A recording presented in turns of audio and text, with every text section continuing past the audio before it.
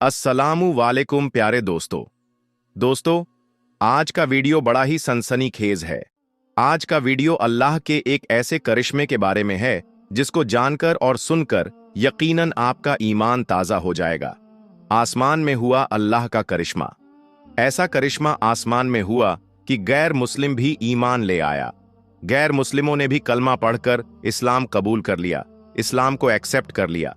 ऐसा करिश्मा जो दिखा दोस्तों आसमान के ऊपर अल्लाह का करिश्मा, जहाज के अंदर अल्लाह का करिश्मा। दोस्तों, आज फिर एक सनसनीखेज वीडियो आपके लिए लेकर आए हैं, तो आपसे गुजारिश करेंगे कि इस करिश्मे को जानने के लिए और कैसे हुआ हजारों फीट की ऊंचाई पर अल्लाह का करिश्मा, आसमान में कैसे हुआ अल्लाह का करिश्मा और कैसे पायलट ने कबूल किया इस्लाम। दोस्तों, एक शानदार और सुंदर वीडियो लेकर आपके सामने आए हैं, तो पूरा वाकया आपके सामने रखेंगे। दोस्तों, ये सच्चा वीडियो, सच्ची घटना आपके सामने रखें। उससे पहले आपसे गुजारिश करना चाहेंगे कि अगर आप पहली बार हमारे YouTube चैनल पर मेन विजिट कर रहे हैं तो जल्दी से चैनल को कर लीजिए सब्सक्राइब, साथ ही साथ बेल के बटन को ऑन कर दें और ऑल नोटिफिकेशन के ऑप्शन को दबा लें ताकि हमारा आने वाला हर वीडियो सबसे पहले आप तक पहुंच सके। दोस्तों, अल्लाह तबारक व तआला ने अपने नेक बंदों पर बहुत खासियत रखी है, और जो अल्लाह के नेक बंदे होते हैं वह हर हाल में रब तबारक व तआला की रस्सी को थामे रहते हैं। अपने मालिक से वह कभी भी गाफिल नहीं होते, चाहे वक्त कैसा भी हो, लेकिन अल्लाह तबारक व तआला पर उनका भरोसा हमेशा बना रहता है। प्यारे दोस्तों, आज का वीडियो जो है वह एरोप्लेन का है। आज का वीडियो जहाज का है, जिस जहाज के अंदर अल्लाह का एक ऐसा करिश्मा हुआ, जिस करिश्मे को देखने के बाद जहां सबकी आंखें फटी की फटी रह गईं, वहीं खुद दोस्तों जमीन पर आकर पायलट ने भी एक्सेप्ट कर लिया इस्लाम।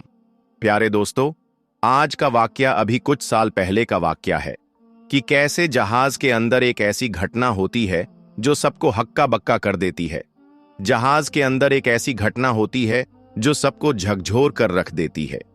होता यह है दोस्तों कि अभी लोग अपने साजो सामान के साथ जहाज में बैठे थे और अपने सफर की पूरी मुकम्मल तैयारी कर चुके थे। किसी को कहीं जाना था तो किसी को कहीं जाना था, किसी को दुबई जाना था, किसी को कतर जाना था, किसी को इंग्लैंड तो किसी को बहरीन। लोग अपने अपने इरादे के साथ जहाज में बैठे थे कि हम अपनी अपनी मंजिले मकसूद तक पहुंचेंगे, यानी हमारा जहां इरादा है हम वहां तक पहुंचेंगे, और इसी के साथ कि कम वक्त में हम पहुंच जाएं अपनी मंजिल पर। इसीलिए सभी ने अपने सामान को लिया और सभी ने जो रास्ता चुना वह था हवाई जहाज का सफर। क्योंकि दोस्तों, दुनिया के जो दूसरे यातायात के साधन हैं, जो ट्रैवल के साधन हैं, उनमें से सबसे तेज अगर किसी साधन को माना जाता है तो वह है हवाई सफर। चूंकि दोस्तों, देखते ही देखते हवाई सफर आपको एक मुल्क से दूसरे मुल्क और कहां से कहां पहुंचा देता है। इसी तरीके से दोस्तों, एक जहाज उड़ा और जहाज अभी आसमान में ही था कि अचानक से उस जहाज के पायलट को लगा कि उनके जहाज के अंदर कुछ तकनीकी खराबी आ गई है। अब जब तकनीकी खराबी आई तो पहले तो पायलट जो थे वह अपनी तरफ से पूरी कोशिश करने लगे कि किसी भी तरीके से हम इस खराबी को हैंडल कर लें और इस बात की भनक लोगों को ना लगे दें, यानी जो मुसाफिर उस जहाज में सफर कर रहे थे उनको इस बात का पता न चले कि इस जहाज में कोई तकनीकी खराबी आ गई है। उन्होंने ने सोचा कि हम लोग ही इस चीज को मेंटेन कर लें और हो सके तो इसकी सेफली लैंडिंग भी करा दें। दोस्तों, पूरी कोशिश करने के बाद जो पायलट वहां पर मौजूद थे उनके अंदर यह ताकत, यह सलाहियत नहीं बची थी कि अब वह किसी तरीके से इस जहाज को हैंडल कर ले, यानी उस जहाज की तकनीकी खराबी उस पायलट की समझ से बाहर हो गई। फिर आखिर में उन पायलटों ने यह सोचा कि अब तो यह जहाज क्रैश कर ही जाएगा, लेकिन इसकी जानकारी हम पैसेंजर लोगों को भी दे देते हैं ताकि जो लोग अपने ईश्वर, अपने अल्लाह को जिस तरीके से याद करते हैं वह याद कर लें। बहरहाल दोस्तों, पायलट आकर यह जानकारी पैसेंजर्स को देता है कि इस जहाज में टेक्निकल खराबी आ गई है और हम लोगों ने तमाम कोशिश की, लेकिन हमारी तमाम कोशिशों के बावजूद भी यह जहाज हमसे संभल नहीं रहा है और अब कभी भी किसी भी वक्त यह जहाज क्रैश कर जाएगा। इतना सुनना था दोस्तों कि वहां पर जो पैसेंजर्स मौजूद थे वह सब हैरान रह जाते हैं। तमाम पैसेंजर्स में हड़कंप मच जाता है लेकिन इसी जहाज के अंदर एक ऐसा शख्स भी मौजूद था जो कि मुसलमान था। जब उसने इस चीज को सुना दोस्तों, तो उसके चेहरे में शिकन नहीं आया, यानी उसके चेहरे पर किसी तरीके के घबराहट और कोई खौफ पैदा नहीं हुआ, बल्कि वह खाली जगह देखता है, अपने बेग से मुसल्ला निकालता है और मुसल्ला बिछाकर वह नमाज अदा करने लगता है। वह दुआ के लिए दोनों हाथ उठा देता है और बड़ा ही मुतमिन होकर बिल्कुल इत्मीनान के साथ वह नमाज पढ़ता है, रब की बारगाह में दुआ करने लगता है और उसके चेहरे में जरा सा भी खौफ नहीं होता। इधर जहाज के अंदर जो सारे लोग मौजूद थे, यानी जितने भी मुसाफिर उस जहाज में मौजूद थे, उन तमाम के चेहरे उतर चुके थे, उनके अंदर दहशत पैदा हो गई थी। लेकिन दूसरी तरफ यह इंसान हाथ उठाकर दुआ कर रहा था, और दुआ करने के बाद दोस्तों, यानी काफी वक्त गुजर गया इसको दुआ करते करते। जब दुआ से फारिग होकर यह शख्स उठा, तो जहाज के पायलट ने देखा कि सारे लोग बुरी तरह से हैरान हैं और यह इस समय इतनी आसानी के साथ दुआ कर रहा है। पायलट ने उससे पूछा कि क्या आपको मौत से डर नहीं लगता है? तो वह इंसान, वह मुसलमान यह कहता है कि घबराइए नहीं, जिंदगी और मौत अल्लाह की कुदरत में है और कुछ नहीं होगा। आप देखिएगा कि इंशाअल्लाह हम लोग सेफली लैंड कर जाएंगे। और दोस्तों, थोड़ी देर के बाद अल्लाह की शान देखिए, अल्लाह की मसल्लिहत देखिए कि जो जहाज आउट ऑफ कंट्रोल हो चुका था, अचानक से अल्लाह की कुदरत देखिए कि आसमान में ही उसके जो आउट ऑफ कंट्रोल पार्ट थे वह काम करने लग जाते हैं। और काम करने ही नहीं लगते हैं दोस्तों, बल्कि जो जहाज पायलट के कंट्रोल से बाहर हो रहा था, वो सारा जहाज पायलट के कंट्रोल में एक बार फिर से आ जाता है। और उसके बाद यह होता है कि वो जो पायलट होते हैं, जहां जाना था जहाज, वो पायलट उसको सेफली वहां पर ले जाते हैं और ले जाने के सेफली उसकी लैंडिंग भी करा देते हैं। जब उस जहाज के पायलट ने यह चीज देखी, यह चमत्कार देखा और एक मुसलमान की दुआओं की यह बरकत देखी और अल्लाह तबारक व ताला के ऊपर इस कदर विश्वास उस पायलट ने जब देखा, तो वह पायलट क्या करता है दोस्तों कि वह जहाज से नीचे उतरता है और उसी मुसलमान के साथ एक नजदीकी मस्जिद में जाता है।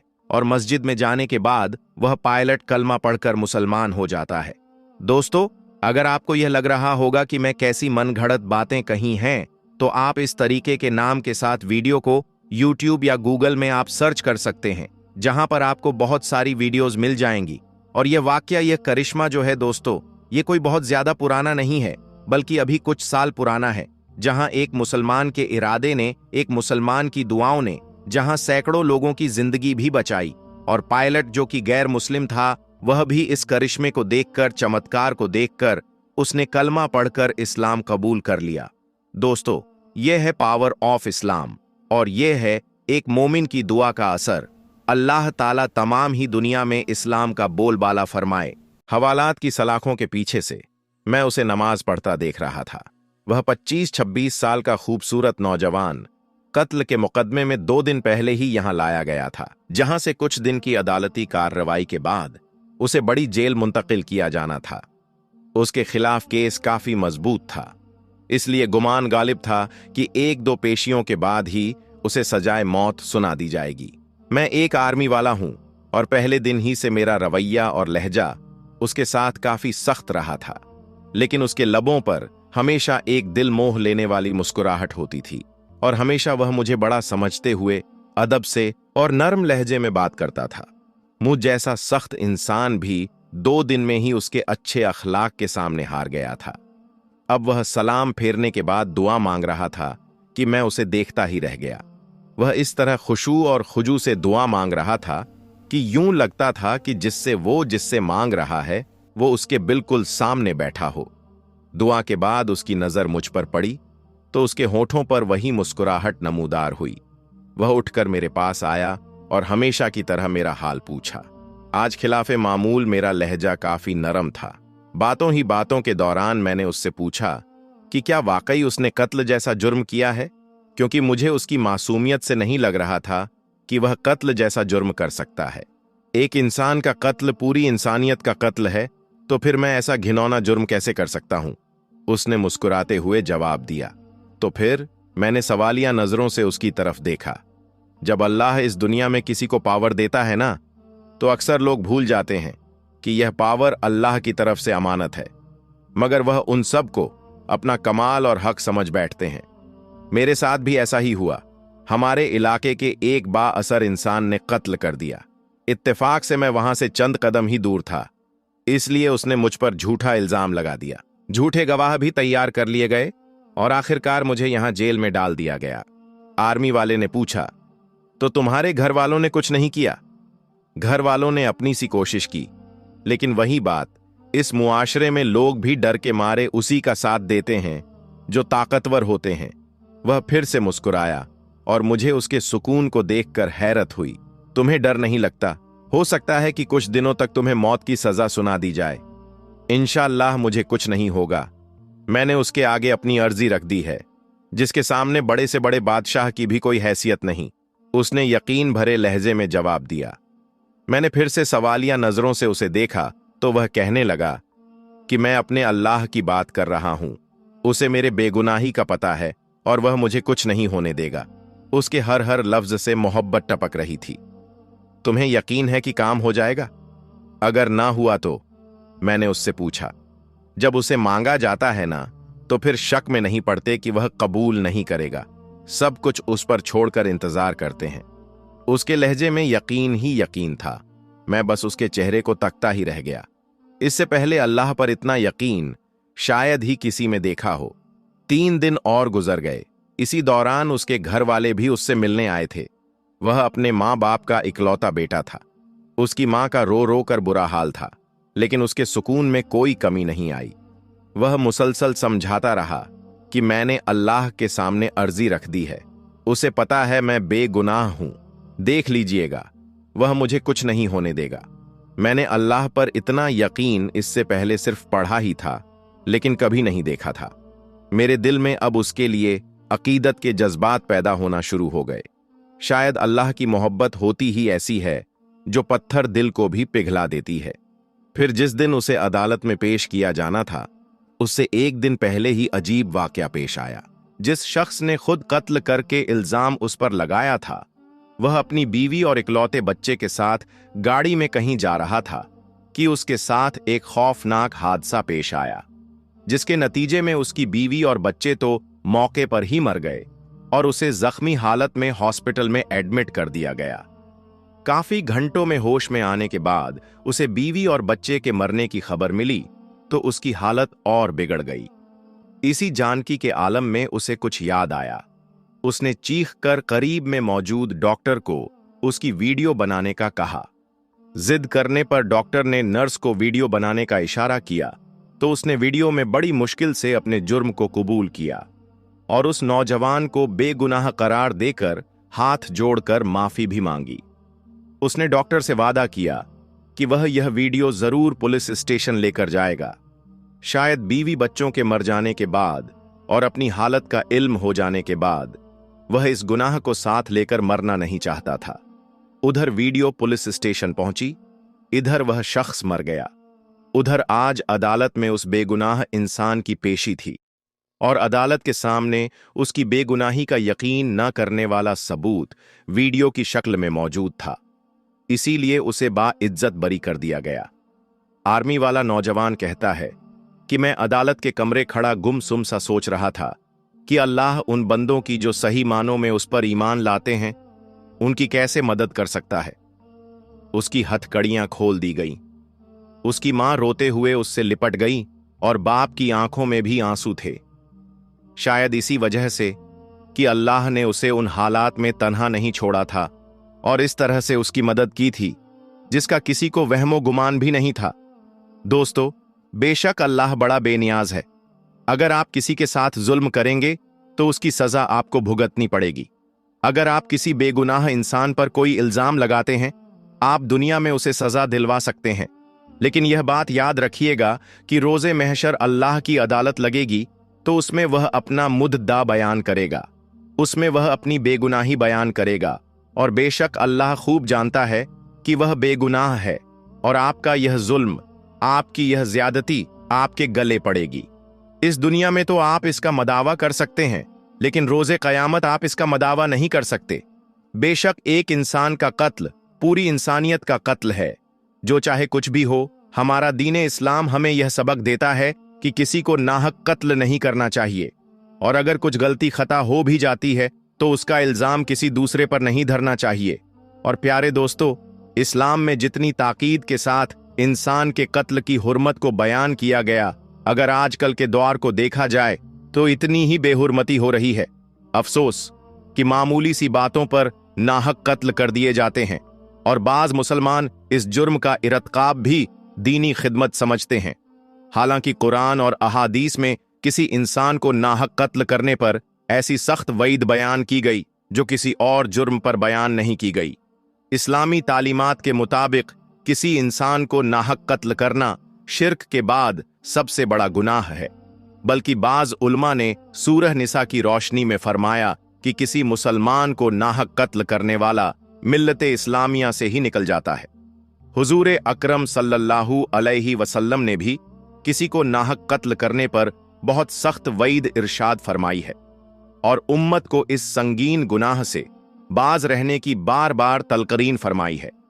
हुज्जतुल विदा के मौके पर आप सल्लल्लाहु अलैहि वसल्लम ने इरशाद फरमाया, तुम्हारे खून, तुम्हारा माल और तुम्हारी आबरू एक दूसरे के लिए ऐसी हुर्मत रखती है जैसे तुम्हारे इस महीने यानी जिल हिज में तुम्हारे इस शहर मक्का मुकर्रमा और तुम्हारे इस दिन की हुर्मत है। तुम सब अपने परवरदिगार से जाकर मिलोगे, फिर वह तुमसे तुम्हारे अमाल के बारे में सवाल करेगा। इसलिए मेरे बाद पलटकर ऐसे काफिर या गुमराह ना हो जाना कि एक दूसरे की गर्दनें मारने लगो। बा हवाला सही बुखारी। तो दोस्तों, किसी पर गलत इल्जाम लगाकर उसे सजाए मौत दिलवाना भी एक नाहक कत्ल है। बेशक कुरान पाक की हिफाजत का जिम्मा खुद अल्लाह ताला ने लिया हुआ है, और जो भी कोई अल्लाह की किताब कुरान पाक की गुस्ताखी करना चाहेगा तो उस पर यकीनन अल्लाह ताला का अजाब जरूर नाजिल होगा। अगर आप भी ऐसा मानते हो तो सबसे पहले आप इस वीडियो को दिल से एक लाइक जरूर कर दें। दोस्तों, आज हम आपको एक ऐसा ही सच्चा और रियल वाकया बताने वाले हैं जिसमें कुछ इस्लामी दुश्मनों ने समुद्र के किनारे पर एक डांस पार्टी रखी। लड़कियों के नाच गानों का प्रोग्राम रखा गया, और यही नहीं, फिर वह लोग अल्लाह की गैरत को ललकारते हुए नाच गानों के बीच कुरान पाक की बेहुरमती करने लगे। यानी कि कुरान पाक के नुस्खे नाचने वाली लड़कियों के पैरों में फेंकने लगे और उन पर नाचने लगे। लेकिन तभी अल्लाह की कुदरत से उन लोगों पर अल्लाह का ऐसा अजाब नाजिल हुआ कि जिसके बारे में जानकर आपकी भी रूह कांप जाएगी। आप भी हैरान और परेशान रह जाओगे। इसलिए आज का यह वीडियो आप सभी के लिए बहुत खास है। आप इसको आखिर तक जरूर देखें, और सबसे पहले अल्लाह की मोहब्बत में और कुरान पाक की मोहब्बत में इस वीडियो को दिल से एक लाइक जरूर कर दें, और बराए मेहरबानी इसे शेयर भी कर दें ताकि और भी लोगों के पास में यह इबरतनाक वाकया पहुंच जाए। तो चलिए दोस्तों, शुरू करते हैं। दोस्तों, इस्लाम को मिटाने और कुरान पाक को खत्म करने की कोशिश आज से नहीं, बल्कि तब से ही हो रही है जब से दीन इस्लाम इस दुनिया में आया है। मगर यह लोग इस बात को भूल जाते हैं कि कुरान पाक अल्लाह का कलाम है, यानी कि कुरान पाक अल्लाह की किताब है, और अल्लाह ताला ने खुद ही कुरान पाक में इसकी हिफाजत का जिम्मा लिया है। दोस्तों, हमें सोशल मीडिया पर आए दिन ऐसे बहुत से वाक्य देखने और सुनने को मिलते हैं जिसमें कुरान पाक की बेहुरमती की जा रही होती है, लेकिन फिर बाद में अल्लाह की कुदरत से ऐसे लोगों का इबरतनाक अंजाम होकर रह जाता है। आज हम आपको एक ऐसा ही सच्चा और रियल वाकया बताने वाले हैं जिसमें कुरान पाक की खुली बेअदबी की गई और अल्लाह पाक को ललकारा गया, लेकिन बाद में अल्लाह की कुदरत से उन लोगों का ऐसा हश्र हुआ, ऐसा इबरतनाक अंजाम हुआ कि जिसे देखकर दुनिया की रूह कांप गई, और आज तक उन लोगों की लाश तक नहीं मिली है। यानी कि आज तक उन लोगों की बॉडी का किसी को पता नहीं चल सका है कि आखिर उन लोगों की लाश गई कहां। दोस्तों, कुछ साल पहले तुर्की के अखबारों में तुर्की में आने वाले जलजले के हवाले से एक निहायत ही इबरतनाक वाकया छपा था, जिसे देखकर दुनिया हैरान रह गई थी। और यही नहीं, इस लेख के छपने के बाद बहुत से गैर मुसलमानों ने इस्लाम भी कबूल किया था। इस लेख में लिखा गया था कि तुर्की के बहरिया में समुद्र के किनारे पर एक शराबी अड्डा था। एक बार वहां पर कुछ शराबी लोगों ने एक डांस पार्टी रखी। उसमें काफी सारे लोगों को इकट्ठा किया गया। उस डांस पार्टी में नाचने और गाना गाने वाली लड़कियों की बहुत बड़ी तादाद ने शिरकत की। यानी कि बहुत सी लड़कियों को नाचने के लिए बुलाया गया और शराबों और कबाबों की खूब महफिलें सजाई गईं। इस पार्टी में इजराइल से खास तौर पर यहूदी लड़कियों को नाचने और गाने के लिए बुलाया गया, जो बेइंतहा बेहया थीं और बेहुदा नाच गाना करती थीं। और यही नहीं, इस डांस पार्टी में 30 से भी ज्यादा तुर्की जनरल भी मौजूद थे। इस लेख में लिखा गया कि जब यह डांस पार्टी उरूज पर थी, यानी जब सारे लोग नाचने और गाने में मशगूल थे, तब एक तुर्की जनरल ने अपने कप्तान के जरिए से कुरान पाक को मंगवाया और उसको पढ़ने के बारे में कहने लगा। यह सुनकर फिर उस कप्तान ने कुरान पाक को पढ़ना शुरू कर दिया। इसके बाद वह जनरल इसका मतलब भी पूछने लगा, तो इस पर उस कप्तान ने ला इल्मी का इजहार कर दिया। यानी कि वह कैप्टन कहने लगा कि मुझे इसके मतलब के बारे में कुछ मालूम नहीं है, लेकिन हां, मुझे इस बात के बारे में जरूर मालूम है कि इस कुरान पाक में अल्लाह ने एक जगह पर इरशाद फरमाया है कि बेशक कुरान को हमने ही नाजिल किया है और बेशक हम ही इसकी हिफाजत करने वाले हैं। इतना सुनते ही वह जनरल गुस्से से लाल हो गया और उसने फौरन ही कप्तान के हाथों से कुरान पाक को छीन लिया और उसको फाड़ दिया और फिर उन नाचने गाने वाले यहूदी लड़कियों और तुर्की लड़कियों के पैरों के नीचे फेंक दिया। और फिर चिल्लाकर वह जनरल कहने लगा कि इस कुरान को नाजिल करने वाला कहां पर है, जिसने यह कहा है कि हम ही इसकी हिफाजत करेंगे। अब वह कहां पर है? कहां है इस कुरान को आसमान से उतारने वाला? देखो आज हमने इस कुरान के साथ में क्या किया है। अब दोस्तों, इधर उस जनरल का इतना कहना था, इसी दौरान वहां पर एक निहायत ही खौफनाक वाकया पेश आया। कहा जाता है कि उसी वक्त अचानक से एक खौफनाक रोशनी नजर आई। जिसने इस नजारे को देखा है उसने बताया कि उस रोशनी ने देखते ही देखते पूरे इलाके को अपने लपेट में ले लिया और इसके बाद समुद्र फट पड़ा और फिर देखते ही देखते समुद्र में आग के शोले बुलंद होने लगे। साथ ही गोलों के फटने की आवाज भी आने लगी और इसके बाद अल्लाह ने उस पूरे शराबी अड्डे को समुद्र के बीच में कर दिया और उन सबको समुद्र में गर्क कर दिया। मगर दोस्तों, यहां पर अजीब बात यह हुई कि इस डांस पार्टी में शरीक होने वाले इजरायली फौजियों और उनकी बेहया लड़कियों की लाशों का आज तक कुछ भी पता नहीं चल सका है। यानी कि आज तक इस बात का पता नहीं लग पाया है कि आखिर उन सब की लाशें गई कहां पर हैं। तमाम कोशिशों के बावजूद भी अब तक लाशों को समुद्र से बाहर नहीं निकाला जा सका है। ऐसा इन लोगों के साथ में क्यों हुआ? क्योंकि कुरान पाक की बेहुरमती करके इन लोगों ने अल्लाह ताला की गैरत को ललकारा था। इसलिए अल्लाह ताला ने फौरन ही उनका इंतकाम ले लिया और इन लोगों को रहती दुनिया के लिए इबरत का निशान बनाकर छोड़ दिया। दोस्तों, इस वाक्य को सुनने के बाद मुझे अल्लाह ताला का वह वादा याद आ गया जिसमें अल्लाह ताला ने खुद इरशाद फरमाया है कि बेशक कुरान को हमने ही नाजिल किया है और बेशक हम ही कुरान की हिफाजत करने वाले हैं। अगर आपको भी अल्लाह के इस वादे पर पूरा भरोसा है तो कुरान पाक की मोहब्बत में इस वीडियो को दिल से एक लाइक जरूर कर दें।